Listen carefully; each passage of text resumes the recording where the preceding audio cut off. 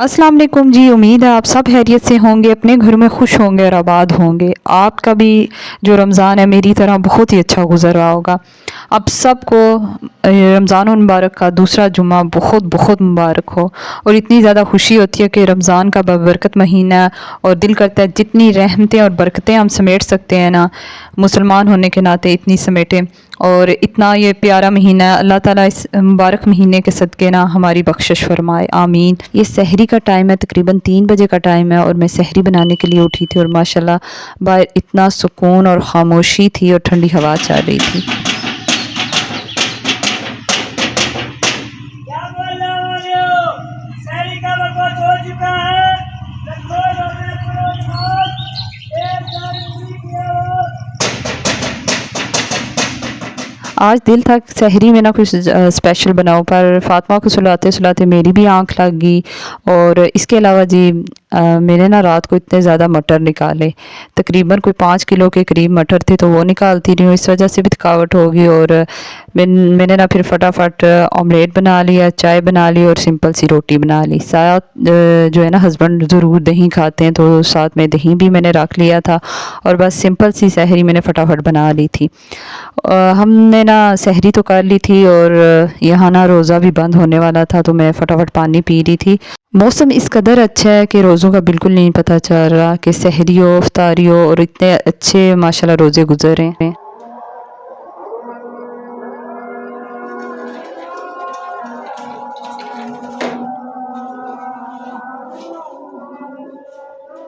रोज़ा हमने रख लिया था और इसके बाद जी फजर की नमाज़ मैं पढ़ रही थी। और यही सुकून का टाइम होता है, क्योंकि बच्चे सोए होते हैं तो आराम से मैं नमाज़ पढ़ती हूँ, कुरान शरीफ पढ़ती हूँ। और इसी टाइम सिर्फ मैं कुरान शरीफ पढ़ती हूँ। दोपहर को फिर ये होता है, बड़ी बिजी सी रूटीन होती है बच्चों के साथ, तो फिर मुश्किल हो जाता है।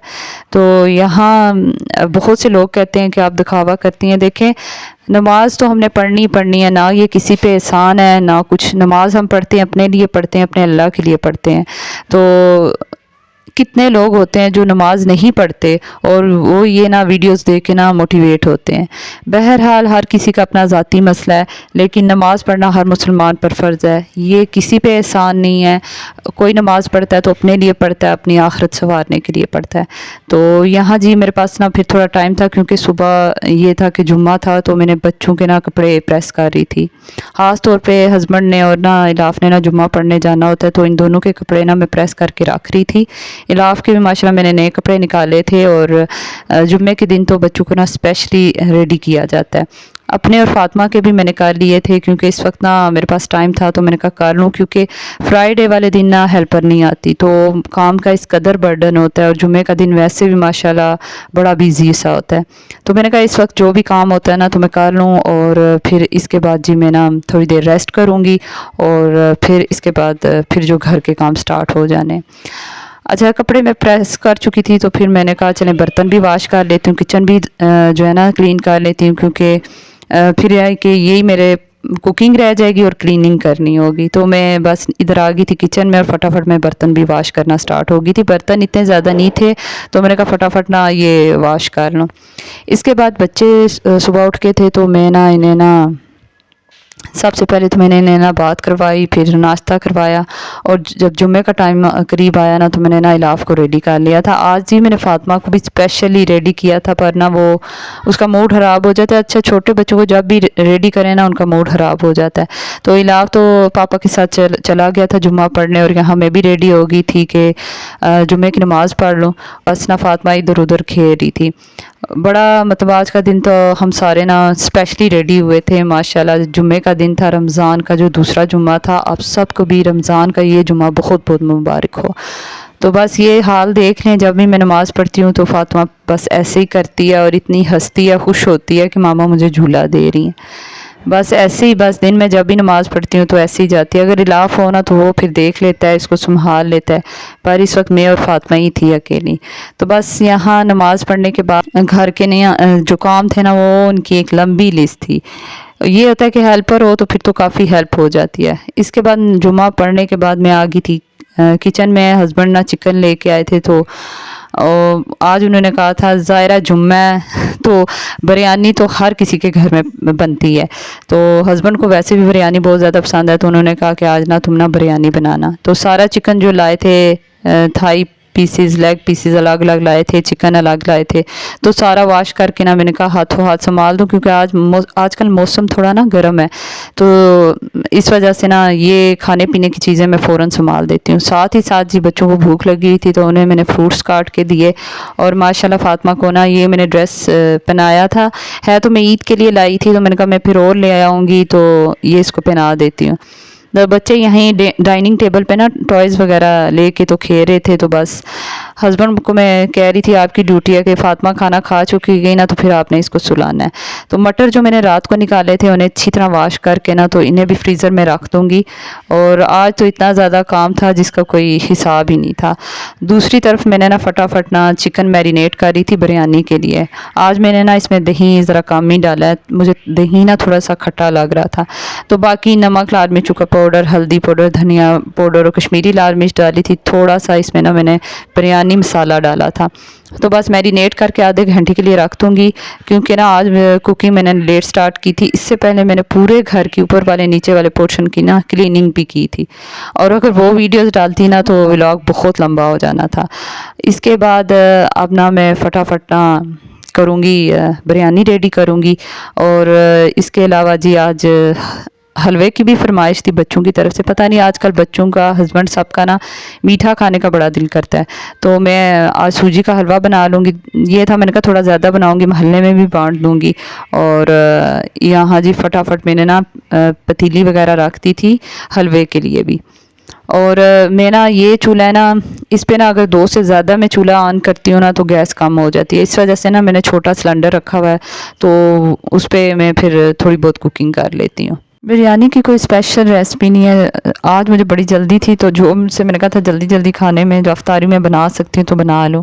اچھا، دیسی گھی ڈال دیا تھا، اس میں سوجی ڈال دی، اور سوجی کی بنائی میں ہلکی آنچ پہ کروں گی، اور کافی جلدی تھی تو اس وجہ سے میں الائچیاں ڈالنا بھول گئی تھی، تو سب سے پہلے دیسی گھی میں الائچیاں ڈالنی ہیں، اور پھر جب خوشبو دینا سٹارٹ کریں پھر سوجی ڈالنی ہے۔ تو بہرحال میں نے 4-5 توڑ کے الائچیاں ڈال دی تھی اور سوجی کی بنائی کر رہی تھی۔ ساتھ ہی ساتھ ڈرائی نٹس بھی میں نے نکالے ہوئے تھے، انہیں بھی کاٹنا تھا، تو وہ بھی ساتھ ساتھ میں کاٹ رہی تھی۔ ڈرائی نٹس میں کشمش اور کوکونٹ، اس کے علاوہ بادام باریک کاٹ کے تو وہ ڈال دوں گی۔ دوسری طرف بریانی کے لیے پیاز گولڈن براؤن ہو گیا تو اس میں ادرک لہسن کا پیسٹ ڈال دیا ہے۔ ادرک لہسن کا یہ پیسٹ بنا لیں، گھر میں اتنی آسانی رہتی ہے، اور یہ خراب بھی نہیں ہوتا، 1 مہینہ تو یہ آرام سے چل جاتا ہے۔ اچھا، بہت سی میری بہنیں پوچھتی ہیں کہ آپ ادرک لہسن کا جو پیسٹ ہے گھر میں بناتی ہیں، تو بالکل گھر میں بناتی ہوں، بہت آسانی سے بن جاتا ہے۔ اس کے علاوہ جو یہ ہری مرچوں کا پیسٹ ہے یہ بھی گھر میں بنا لیتی ہوں۔ تو دونوں کا میتھڈ ایک ہی ہے کہ لہسن ادرک کو آپ نے چھیل کے واش کر لینا، ادرک کو کاٹ لینا، پھر انہیں ڈرائی کر لینا، اس کے بعد اس میں آئل اتنا ڈالنا ہے کہ یہ ایک پیسٹ اس کا بن جائے۔ اس کے بعد آپ اس کو کوئی سسٹر یہ بھی پوچھ رہی تھی کہ فریز کرنا ہے، فریز نہیں کرنا۔ اگر آپ پانی میں بنا رہے ہیں لہسن ادرک کا پیسٹ، تو پھر تو آپ نے فریز کرنا ہے، نہیں تو آئل میں بنا رہے ہیں تو آپ ریفریجریٹر میں ہی رکھیں، اور اس میں گیلا چمچ بالکل نہیں مارنا ورنہ فنگس پڑ جائے گی۔ تو یہاں مسالہ جو تھا میں نے ریڈی کر لیا تھا، تو اس کے بعد اس میں میرینیٹ ہوا چکن ڈال رہی ہوں۔ تو اس بریانی کو بنانا بڑا ہی آسان ہے۔ تو اس جو چکن کو میں نے بس مکس کیا تھا اور دم پہ رکھ دیا تھا، یہ اچھی طرح جب کوک ہو جائے گا تو پھر میں اس کی بنائی کروں گی۔ اچھا، دوسری طرف جو سوجی تھی اس کی بنائی میں نے اچھی طرح کر لی تھی، ہلکی آنچ پہ کی تھی، اور اب اس میں صرف اور صرف یہ ہے کہ میں پانی ڈالوں گی، اور اس کے بعد اس کو بنانا بڑا آسان ہوتا ہے۔ اچھا، جو میں نے پریویس ولاگ اپلوڈ کیا تھا جو کویسچن آنسر کا تھا ویڈیو تھی، اس میں کسی نے پوچھا تھا کہ ٹک ٹاک اکاؤنٹس جو بنتے ہیں، ٹک ٹاک آئی ڈی بنتا ہے UK بیس پہ، تو وہ کہاں سے بنوایا جاتا ہے، اس سے انکم ہوتی ہے، وہ مونیٹائز ہوتا ہے یا نہیں ہوتا؟ جی بالکل وہ مونیٹائز ہوتا ہے، اور اس کے علاوہ وہ مجھے میری سسٹر نے بنوا کے دیا تھا، مطلب اسی نے مجھے بنا کے دیا تھا۔ تو یہ بہت سے لوگ ہیں جو آپ کو UK بیس پہ بنا دیتے ہیں، لیکن وہ آپ کو پے کرنا پڑتا ہے، تو مونیٹائز بھی ہوتا ہے، انکم بھی ہوتی ہے۔ میرا جو پاکستان کا بنا ہوا ہے نا یہ، اس میں تو ماشاءاللہ بہت اس کے نا اس نے گرو کیا تھا، جلدی گرو کیا تھا. تو یو کے کا ہے نا ابھی وہ بھی الحمدللہ گرو ہو گیا ہے تھوڑا بہت. یہ ہے کہ وہ بھی آئی ڈی چل پڑی ہے. تو یہاں جی میں نے نا پانی ڈالا تھا سوجی میں، اور جب وہ پانی ڈرائی ہو گیا تھا، تھوڑا پانی رہ گیا تھا، پھر فوڈ کلر، شوگر، اور میں نے اس کے بعد ڈرائی نٹس ڈال دیے، اور اس کی بنائی تھوڑی سی کروں گی. بہت ہی یہ بنانا آسان ہے. یہ تھوڑا کہنے لیکوڈ فارم میں بنتا ہے، بالکل ڈرائی نہیں ہوتا یہ. تو اس کے بعد جی حلوہ تو بن گیا تھا، اس کو میں نے سائڈ پہ کر دیا تھا. اور اب میں نا چکن کی بنائی کروں گی، اور اس کی جو بنائی ہے نا تقریباً 7 سے 8 منٹ تک کروں گی. اور دوسری طرف جو تھے نا میں نے چاول بھی ریڈی کر دیے تھے، وہ میں نے نا پہلے ہی کر لیے تھے، اور ساتھ حلوہ بھی ریڈی ہو گیا ہے. اور بریانی کے جو لوازمات ہیں، فرائیڈ آنین، اس کے علاوہ میں نے دھنیا پودینہ بھی کاٹ کے باریک رکھ دیا تھا. اور چٹنی میں نے نا پہلے ہی بنا کے نا فریز کی ہوئی ہے، تو وہ میں نا ایک کیوب نکال لیتی ہوں اور اس میں دہی مکس کر لیا. آج میں نے ہسبینڈ کو کہا کہ پکوڑوں کی چھٹی ہے، تو آج جو نا میں نے سموسے پہلے بنا کے رکھے ہوئے تھے رمضان سے پہلے، تو وہ بناؤں گی. اور شامی کباب بھی میں نے پہلے بنا کے رکھے ہوئے تھے. تو میں نے کہا بریانی کے ساتھ تو شامی کباب بہت اچھے لگتے ہیں. تو یہاں میں شامی کباب ریڈی کرنے لگی ہوں. آپ میں سے نا بہت سے بہن بھائی سوالات پوچھتے ہیں، لیکن ان کو نا پھر میں کامنٹس کر کے وہ مجھ سے کوسچن تو پوچھ لیتے ہیں، پھر ہر کسی کو جواب دینا بہت مشکل ہوتا ہے. تو جتنے مجھے سوال یاد رہتے ہیں نا، تو میری کوشش ہوتی ہے ویڈیو میں نا اپنے ولاگ میں ڈیٹیل سے ان کے جواب دے لوں. تو بہت سے لوگوں نے نا مجھے ٹک ٹاک آئی ڈی کا پوچھا تھا، تو پھر میں نے کہا بتا دوں، کیونکہ سب کو ایک ایک کر کے بتانا نا بہت مشکل ہوتا ہے. تو آپ یہ ہے کہ کسی سے بھی بنوا بھی سکتے ہیں اگر آپ کے ریلیٹیوز ہیں. نہیں تو جن کے نہیں ہیں یو کے میں ریلیٹیوز، تو وہ پھر یہ کر سکتے ہیں کہ کسی سے بنوا لیں، انہیں پے کر لیں. تو ادھر بریانی کا جو سالن تھا وہ ریڈی ہو چکا ہے، تو میں اپنا چاول لگا دوں گی. چاول کی کوئی میں تہہ وغیرہ نہیں لگاتی. آپ زیادہ مقدار میں اگر آپ بنا رہے ہیں نا بریانی، تو پھر اس کی 3 تہیں تو ضرور لگائیں. تو میں نے تھوڑی سی بریانی بنائی ہے، تو پھر میں اس کی نا بس ایک ہی تہہ لگاتی ہوں. تو یہاں جی چاول میں نے سیٹ کر لیے، اور تھوڑے سے نا وائٹ چاول رکھ دیتی ہوں، کیونکہ فاطمہ پھر اس میں نا چاولوں میں نا دہی ڈال کے وہ کھا لیتی ہے، اور الاف کو پھر بریانی میں نا وائٹ چاول ڈال دیتی ہے. تو یہاں فوڈ کلر ڈال لیا ہے. اس کے علاوہ دھنیا پودینہ اور ہری مرچیں نہیں میں ڈالتی. بچوں کے لیے تو میں پھر ہری مرچیں نہیں ڈالتی. تو فرائیڈ آنین میں ضرور ڈالتی ہوں، اس سے نا بریانی کا ٹیسٹ بہت اچھا ہو جاتا ہے. تو بس روزہ کھلنے کو نا تھوڑا ہی ٹائم رہ گیا تھا، تو میں فٹافٹ بریانی کو دم لگا رہی تھی. اور ہسبینڈ اور بچوں کو میں نے کہا تھا کہ آپ نا دسترخوان بچھا لیں، اور نا برتن وغیرہ آپ لے کے جائیں اوپر، پھر میں برتن لگا دیتی ہوں. تو یہاں تھوڑی ہیلپ ہو جاتی ہے جس دن نا ہسبینڈ کو چھٹی ہو، فرائیڈے کا دن ہو. اور یہاں نا افطاری سے پہلے نا سپیڈ لگی ہوتی ہے، بس فٹافٹ سارے کام ختم ہو جائیں. تو الحمدللہ ہوتا بھی یہ ہے کہ افطاری سے پہلے نا سارے کام ہو جاتے ہیں. تو سب گھروں میں یہی کچھ چلتا ہے. ساتھ ہی ساتھ میں نے نا روح افزا بنا رہی تھی، کیونکہ آج اتنا تھوڑی بہت گرمی تھی، تو میں نے کہا روح افزا بنا لوں. اور اسٹرابری شیک بھی بچوں کے لیے بنانا تھا، کیونکہ نا بچے اسٹرابریز بہت شوق سے کھاتے ہیں، لیکن آج کل نا تھوڑی کھٹی آ رہی ہیں. تو میں نے کہا انہیں نا شیک بنا دیتی ہوں، تو اس طرح یہ ہیلدی بھی ہوگا اور بچے پی بھی لیں گے. تو میں نا ان کے شیک میں نا پانی نہیں ڈالتی، تو بس دودھ ہی میں ڈال رہی ہوں، اور بس شیک بن جائے گا. اور جن ماؤں کے نا بچے ویک ہیں نا، تو وہ کوشش کریں کہ مکس فروٹس کے جو ہوتا ہے نا شیک، خاص طور پر کھجور کا شیک انہیں دیں، کیلے کا شیک دیں، یا جو بھی انہیں فروٹس پسند ہیں نا وہ دے دیں. تو تھوڑا ڈرائی نٹس ڈال دیں، تو بہت ہی ہیلدی ہے بچوں کے لیے. اچھا، کسی سسٹر نے پوچھا کہ پلیز بتائیں کہ میرے نا بچی ہے 3 سال سے، اس کی ایج کم ہے، وہ انگوٹھا چوستی ہے، تو کوئی بتائیں ٹوٹکا وغیرہ. کسی بھی نا فارمیسی کی شاپ پہ یا میڈیکل سٹور میں جائے نا، تو ایک دوائی ملتی ہے جو بچوں کے لیے اسپیشلی ہوتی ہے، جو انگوٹھا چوستے ہیں. تو آپ انگوٹھے پہ اس کو لگا دیں، وہ کڑوی ہوتی ہے. جو ہی بچی اس کو چوسے گی نا، تو اس کو وہ دوائی کڑوی لگے گی، تو خود بخود اس کی عادت ختم ہو جائے گی. یہ ہیبٹ جو بچوں کی ہوتی ہے نا 5 سال کے بعد ختم ہو جاتی ہیں. تو ہم نا یہ ہے کہ پیرنٹس ہوتے ہیں، اوور تھنکنگ کرنا شروع ہو جاتے ہیں، پریشان ہو جاتے ہیں. اور ظاہر ہے ہمارا بنتا بھی ہے، بچوں کے لیے جتنا ٹینشن پیرنٹس لیتے ہیں تو کسی اور کو نہیں ہوتی. تو آپ نہ جا کے میڈیکل سٹور میں وہ دوائی لیں بچی کو لگائیں تو انشاءاللہ وہ عادت بچی کی ختم ہو جائے گی۔ یہاں روزہ کھلنے کو نہ کچھ ہی ٹائم رہ گیا تھا اور جو ہی مطلب ہم نہ دسترخوان لگاتے ہیں نا فاطمہ بھاگتی آتی ہے کہ میرا دوپٹہ کدھر ہے، میرا سکارف کدھر ہے، تو اس کو میں نہ ریڈی کر دیا تھا۔ اس کے بعد یہ سو کے نہ ابھی اٹھی تھی، اس کا موڈ سخت خراب تھا۔ جب اس کا موڈ خراب ہوتا ہے نا تو پھر ہم اس سے زیادہ بات نہیں کرتے کیونکہ یہ نا پھر اور زیادہ غصہ کرتی ہے اور چیختی ہے، پھر ہم اسے نا اس کے حال پہ چھوڑ دیتے ہیں۔ اور بس نا وہ بیٹھی ہوئی تھی، بچے چھوٹے ہوں تو پتہ ہے جب سو کے اٹھتے ہیں تو انہیں کس قدر بھوک لگتی ہے، اور بس نا روزہ افطار ہونے والا تھا تو میں نے کہا آپ بیٹھو، میں آپ کو نا سب سے پہلے کھانا دوں گی، تو وہ بس بیٹھی ہوئی تھی اور یہاں وہاں سے نا فروٹس وغیرہ اور کھجوریں کھا رہی تھی۔ اور سب سے پہلے یہ ہے کہ میں نے نا ہسبینڈ کو کھانا نکال کے دیا، اس کے بعد بچوں کو کھانا نکال کے دوں گی، اور روزہ ماشاءاللہ نا افطار ہو گیا تھا۔ مجھے تو کبھی کبھی بچوں کے ساتھ اتنی بزی ہو جاتی ہوں روزہ مطلب افطار کرنے کی یاد ہی نہیں رہتی، تو بچوں کو کھانا دینے کے بعد ہسبینڈ کو کھانا دینے کے بعد تو میں نے خود بھی روزہ افطار کر لیا تھا۔